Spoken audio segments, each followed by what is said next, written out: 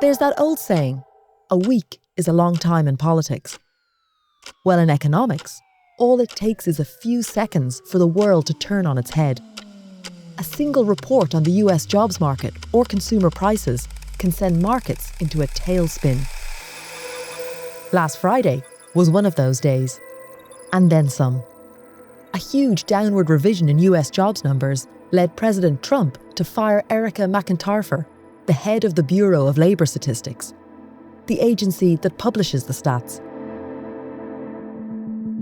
He accused her of faking the numbers without providing any evidence.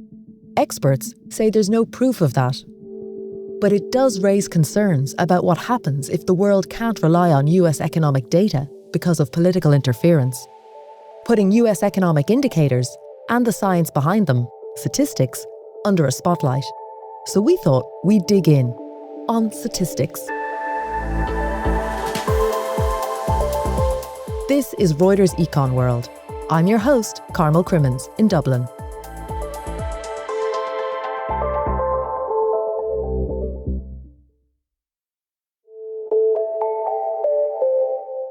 I'm not going to lie to you. Way back when I studied economics as an undergrad, statistics was not my favourite class. I was more of an economic history kind of girl. But every student of economics and every participant in financial markets knows that statistics are the bedrock for understanding how economies work and how they're doing. And any erosion of trust in US data would have far-reaching consequences, both for the United States and the global economy. So to get to grips with it all, I rang up US economics editor Dan Burns and Karin Strohecker, chief correspondent for emerging markets. All right, welcome to Reuters Econ World, Dan and Karin. Howdy, Carmel. Hello. So Dan, the world of statistics, right? Often seen as quite boring and staid, but clearly not right now. No, not in the least. Not in the least. Can you tell us about the Bureau of Labour Statistics, which suddenly finds itself in the kind of the white-hot glare of the White House? What economic reports does it compile? Oh, a few. They happen to be the most important in the world Right. for financial markets and economists. The one people are most familiar with is the monthly Nonfarm payrolls report, or just the jobs report. Mm-hmm. It comes out on generally the first Friday of every month, and that's where we learn about what the unemployment rate is, how many jobs were created, in what sectors, what people are earning, how long people are remaining out of work who've lost a job, how many people are coming into and out of the workforce. So it's a pretty massive data set. And then the other, probably second most famous or second most important of the reports that they produce is the Consumer Price Index, which is really kind of the benchmark for inflation. There's several different measures of inflation, and the Federal Reserve uses actually a different one to set its inflation target. But CPI is nonetheless, very much a focus for learning about what's happening with price dynamics. And akin to that, there's the Producer Price Index, which is kind of inflation at the wholesale level, and then a whole other, slew of other reports that generally, go back to covering the labor market, productivity, what's happening with wages. So for my world, it's pretty much the center of it as an institution.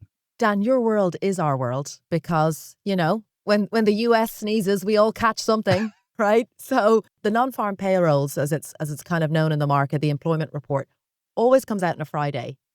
Always a huge deal, right? Like traders brace themselves for this one. And this time around, we saw a big downward revision. Can you kind of put it into perspective for listeners? Yes, that was, it was unusual in that the news really on Friday was not the report that the economy had created a fewer than expected 73,000 jobs in July. Mm-hmm. It was the fact that the employment levels that we had been led to believe were in place in May and June were cut sharply.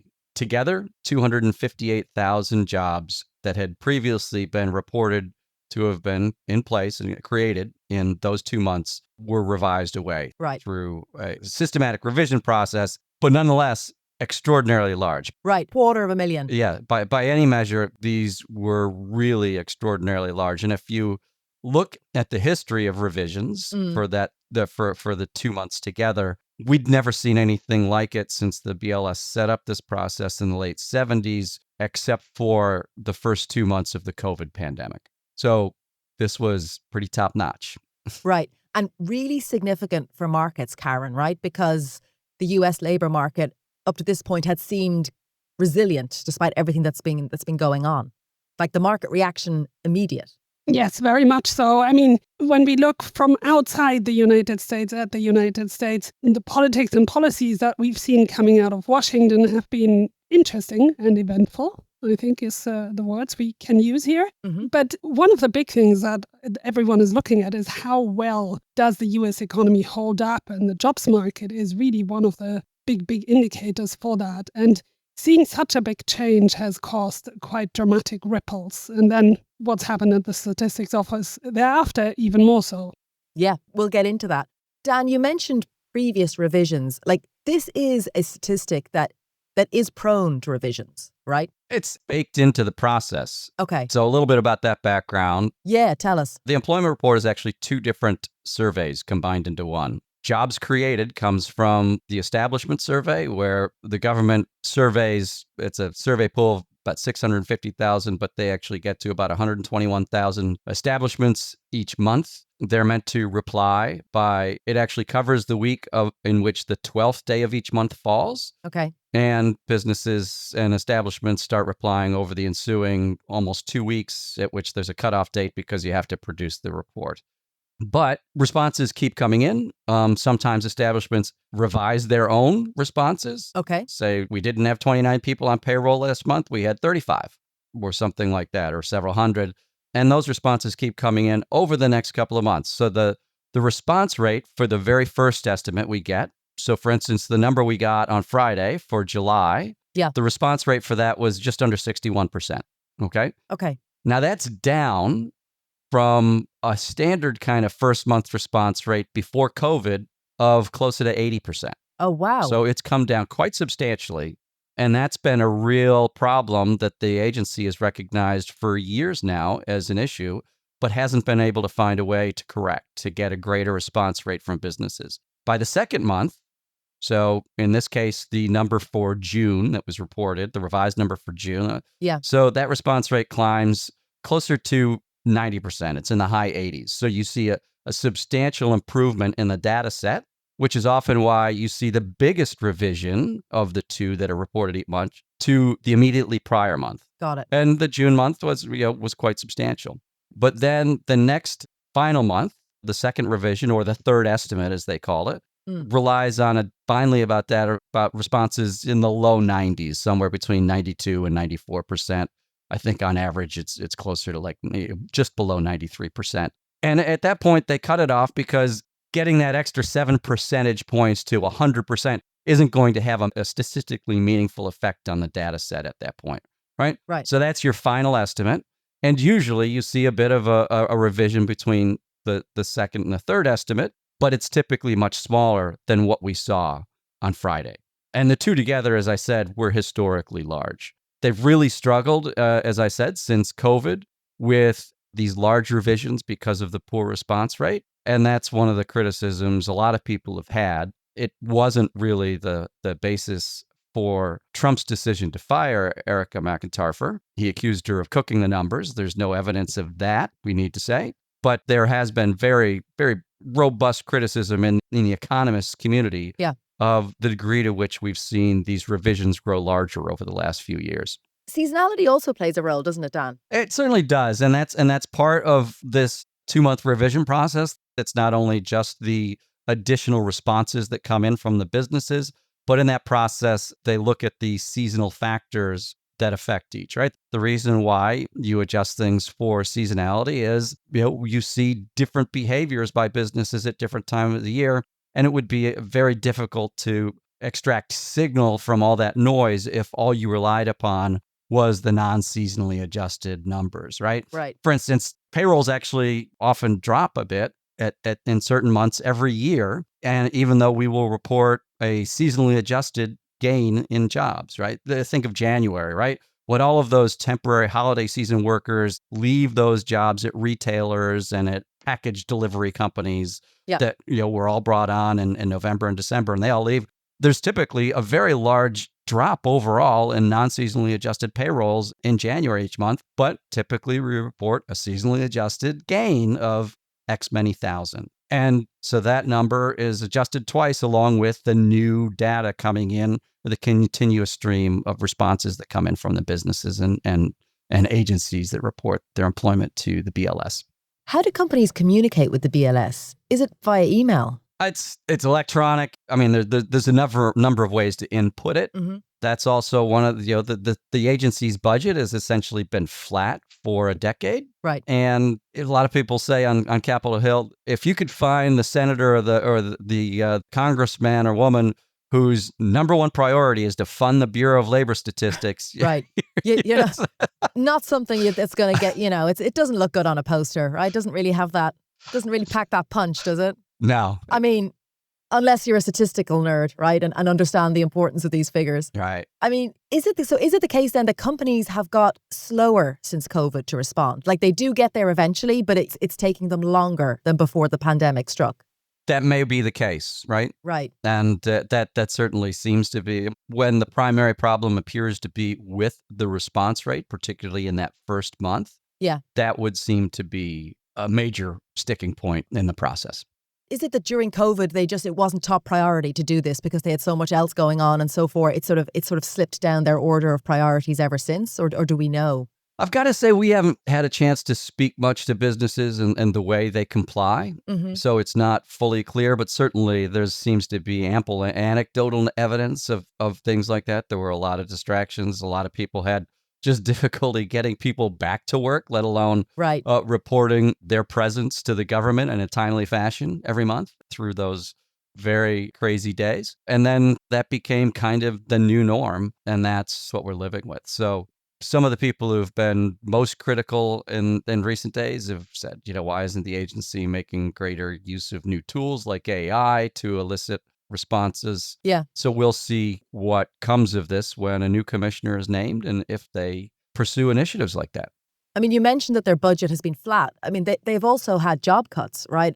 Like every other federal agency, particularly this year, right? Trump is really on a record-setting pace of reductions in the federal workforce. And we haven't even seen the biggest shoe on that drop yet. That will come probably in September when those tens of thousands of people who accepted these deferred departure, deferred retirements, deferred resignations, those are all set to become effective toward the end of this month and into September, in which case you could see agencies' workforces drop much more than they already have. Right. And Trump is already cutting the federal workforce at a rate we haven't seen since the early days of the Eisenhower administration.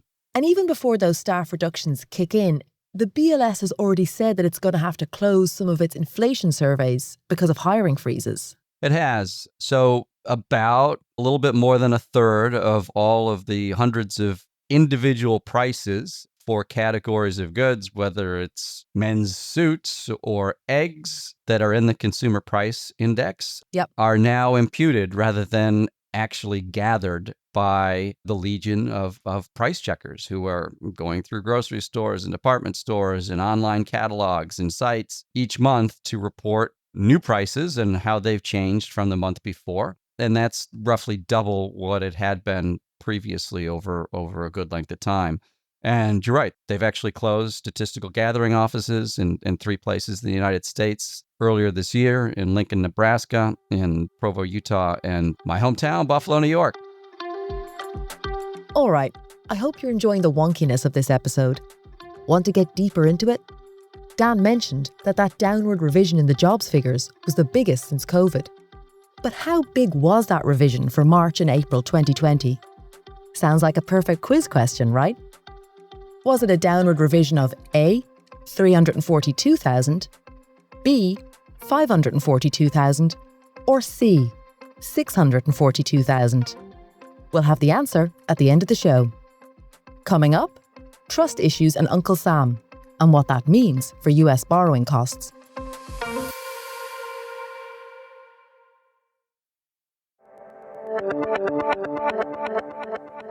The damage here is twofold, Karin, isn't it? Right. First of all, we had this big revision in the employment numbers, which suggests that the Fed has been flying blind about the economy, and that in itself isn't good.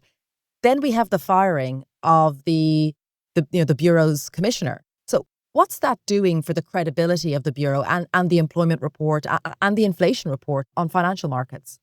Well, there's so what happens to statistics bureaus personnel is something we look at quite a lot in emerging markets. Right.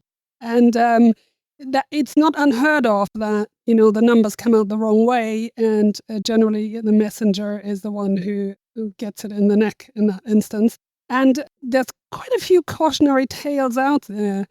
So we had one of the most famous cases is probably Argentina.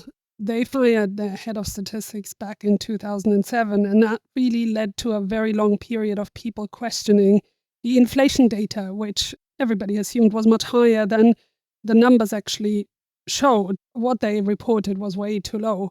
And that made investors angry, that made the IMF angry. The country eventually went into a default, and it took years to play out. And it was only really about nearly a decade later when a pro-market reformer came in, Macri, and he won the presidential election, and that put some measures into place to reinstate trust in some of these statistics that financial markets and investors really need to decide on whether they want to put their money to work. And we've seen sort of similar stories play out in Turkey, for example.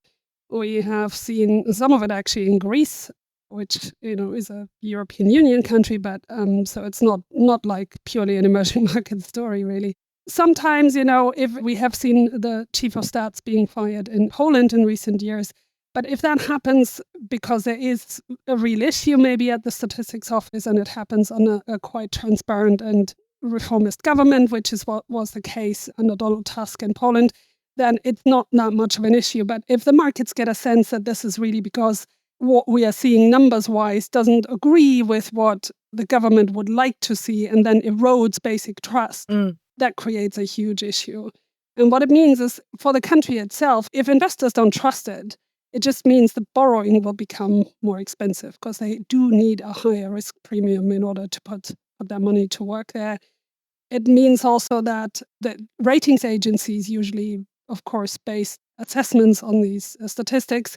They have to caveat them more heavily, or give a lower rating, and governance and data collection and all of these are something that plays into a higher rating if the quality of that is good. Mm-hmm. So it could see a lower credit rating, which again, pushes up the cost of borrowing for a country. Now that is much, much more the case when it's a smaller economy, an emerging economy, which has a riskier profile anyway.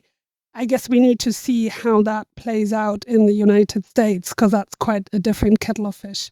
Well, I mean, it really is. I mean, it's remarkable. I mean, firing your statistics person, like as you mentioned, Karin, the examples that you gave there, that often happens in sort of politically unstable developing markets. I mean, Dan, for this to happen in the US, right? You've been covering the US economy for a long time. Can you remember anything like this in all the time you've been covering it? No, it's unprecedented, really. And it was like a number of institutions around Washington that are finding their independence challenged these days. The BLS was established really to be independent, to be nonpartisan. Typically, a commissioner appointed by one president serves through that president's term and into the next president's term, and is allowed to finish or leave at their will. Yeah. And a new one is appointed, so forth. So this kind of really, for the first time again, interrupts that cadence, and is clearly, something of concern. And we've heard about that repeatedly over the short number of days since Friday, when this happened out of the blue and late in the afternoon on a Friday. It really ties into that narrative, doesn't it? The reassessment of the US as a counterparty that can be trusted, its role in the global economy. Well, I mean, I'd agree. And to the measures that Karin was just talking about, I'm sure that there will be increased focus on things like participation in U.S. Treasury auctions over the coming weeks and months to see if there is genuinely an erosion of confidence and willingness to show up and become a creditor for a country whose institutions are maybe seen through a a different lens going forward. Mm-hmm. Oh, so we haven't seen that yet, I have to say. Yeah. We have a number of important auctions of debt in coming days that I'm sure will be scrutinized closely in this context. But so far that hasn't come up. Where it's shown up most, and I think you were about to go there, was with the dollar. That's right. That's right. We've seen the dollar hit by this. Karin, in your world, in emerging markets, for countries that do lose the confidence of investors, when there's questions about the credibility of their agencies, how long does it take them, or how feasible is it for them to regain the confidence of investors? It takes a very, very long time actually to regain investor confidence. It's quite easily shattered in a few short measures, but to build it takes years and years and years. And we see that in places like, for example, Turkey, which had on and off monetary policy and fiscal policy that was a little bit non-orthodox, as we say. And they have recently, well, in the past year and a bit, actually, they have had a much more orthodox policy. But investors are so used to things changing and not necessarily changing for the better. Mm-hmm. And sort of policy decisions coming out of the blue that are not necessarily favorable for them or for the country or for its wider future. So they're always saying like, oh yeah, we like what is happening right now, but, let's wait and see a few, months, weeks, years possibly, before we actually really accept this as giving it back the status that it maybe had when it was a major investment destination for emerging markets. And the other factor to bear in mind is that often when investors see that, someone like a statistics chief is being let go, being fired, that they see this as a sign of more erratic policymaking on the whole, that it's not necessarily just coming with regards to statistics. But if they do this, what else might this government do? And they're on high alert to watch out for any erratic policymaking, any policy mistakes that could happen as part of the whole picture they're looking at. I suppose Greece perhaps is an example of a country that has won back investor confidence, right? In the sense that, it had obviously its debt crisis and it's back now at investment grade. Would that be fair to say? Yeah, but that's been over a decade, right? God, has it really been that long? I felt like it was only a few years since that crisis. If you like listening to the economic angles behind the news, then I'm sure you'll enjoy Reuters Open Interest.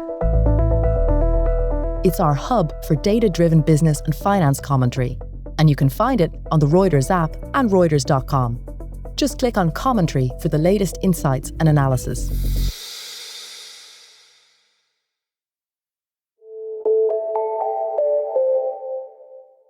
Dan, all of this really puts the Fed under pressure, doesn't it? I mean, even just leaving aside the sacking, the fact that this key statistic was revised so dramatically downwards. The Fed is data dependent and the data has just been revised dramatically. So it does up the ante, doesn't it, for a rate cut? It does. And let's say they've been here before to some degree. You'll recall. When was that? A year ago.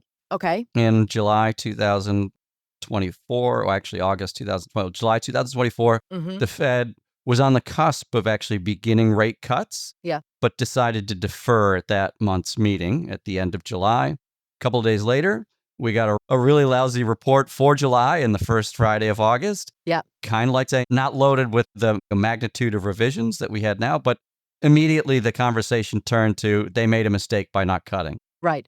What happened at the most recent Fed meeting, it was not unanimous, right? As you know, yes. 2 Fed governors, both appointees of Donald Trump, had dissented in favor of actually beginning rate cuts now. And both made arguments after the fact that they feel that the Fed's risk management focus now ought to be on safeguarding the employment market. And then literally half an hour after their statements came out on Friday morning, we got this number, instant validation for their point of view. Right. And it certainly flipped the expectations for where the Fed goes from here on its head coming out of the meeting and Jerome Powell's press conference.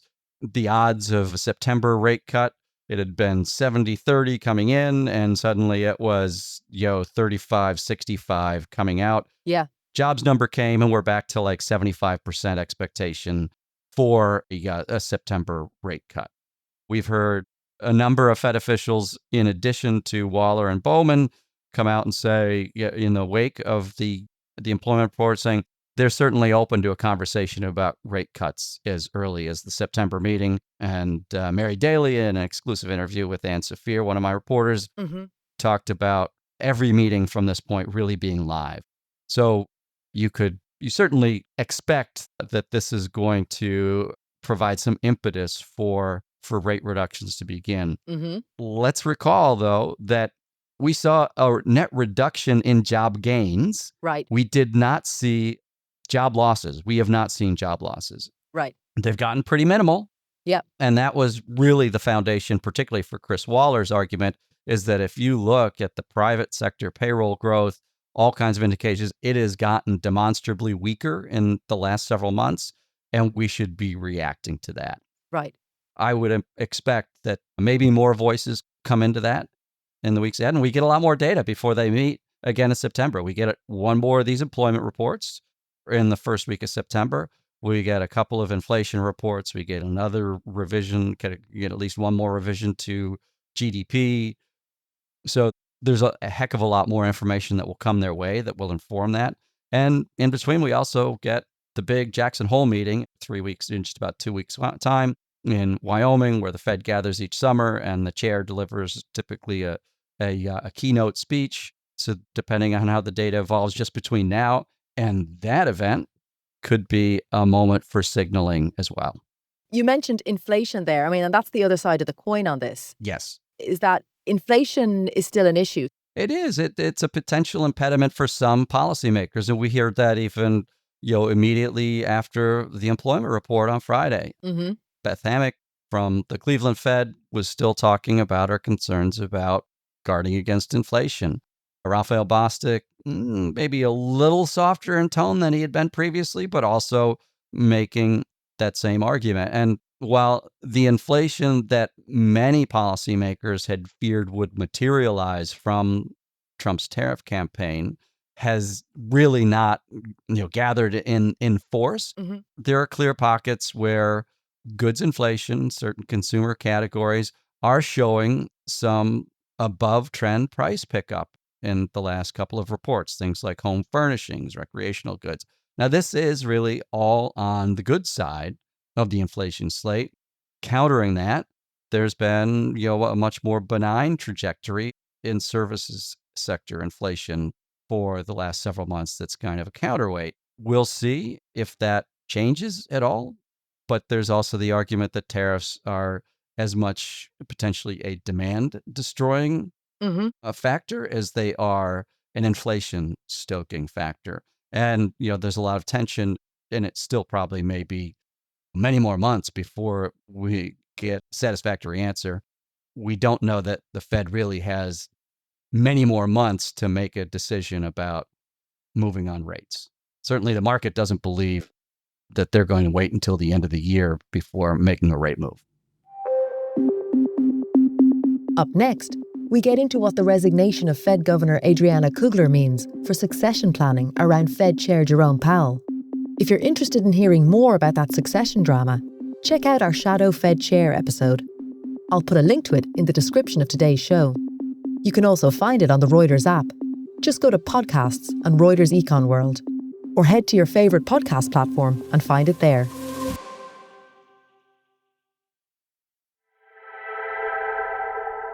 For Trump, this downward revision, this was a golden opportunity, wasn't it, for him to say, told you so? Could have been, but you have to recall that that's not been Trump's fundamental argument for rate cuts. He said, the economy is fabulous.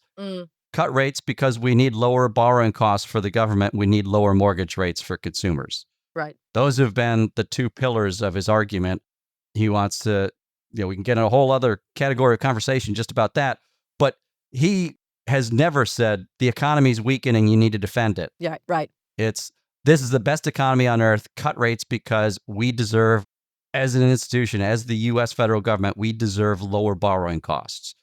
So I never expected Trump to say, told you so, the economy's in trouble, because that's not part of his lexicon. Right. his lexicon is, this is the greatest economy on earth. It's the best ever. Cut rates because we need lower government borrowing costs. And Dan, into this mix then, we have the resignation of Fed Governor Adriana Cougler. Why is she leaving now? It hasn't been fully explained. Her resignation letter to President Trump really talked about it being a great honor to serve and that she would be leaving on August 8th.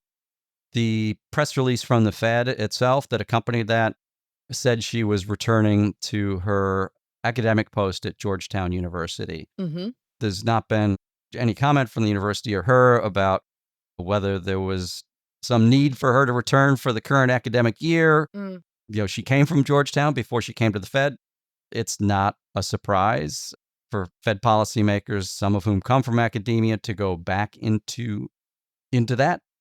We've seen Jeremy Stein a few years ago, about a decade ago, left the Fed because he needed to get back into academia, or his tenure was at risk. So it's not all that surprising. The timing is interesting just because it's only 6 months before she was scheduled to leave anyway.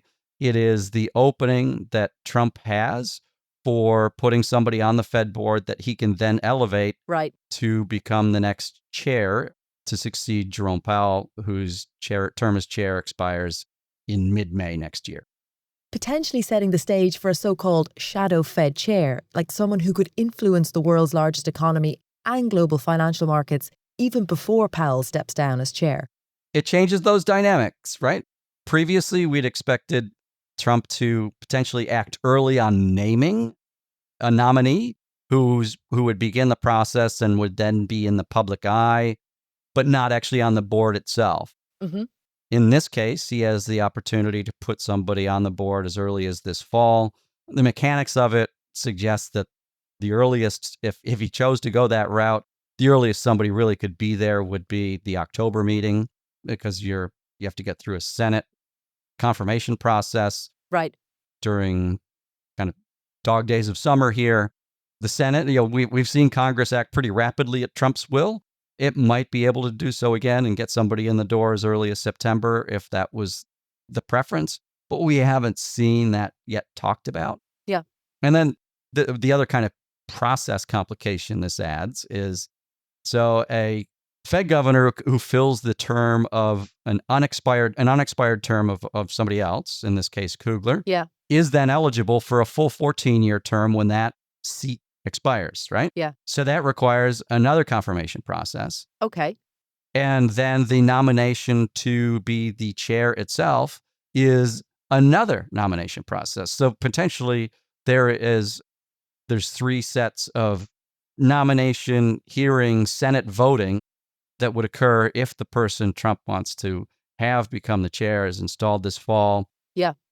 Cougler, that person's seat expires, gets renominated to fill the full 14-year term, and then gets nominated to succeed Jerome Powell as chair. Mm-hmm. And Powell, of course, doesn't have to leave the Fed at all until January 2028. We don't know whether he is going to stay on. That would be historically unusual, not without precedent, but not something we've seen in decades. Right. So a lot of unknowns still out there about this process. You're going to be busy over the next few months. That's the only certainty. I haven't been so far. Twiddling your thumbs, Dan. Twiddling your thumbs. Good to see you do a day's work. Yeah. Ask me about that the next Friday afternoon at 3 o'clock.